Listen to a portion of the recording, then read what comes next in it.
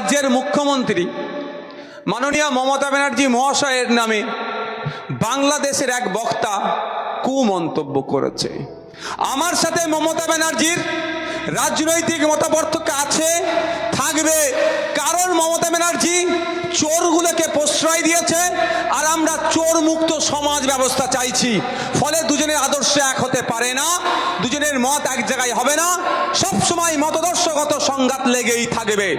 কিন্তু end of the day Mamata Banerjee আমাদের মুখ্যমন্ত্রী, আমাদের রাজ্যের মুখ্যমন্ত্রীকে নিয়ে যে বাজে মন্তব্য বাংলাদেশের এই বক্তা করেছে, আমি পশ্চিম বাংলা থেকে, ভারতবর্ষ থেকে বাংলাদেশের এই বক্তাকে ধিক্কার নিন্দা জানাচ্ছি।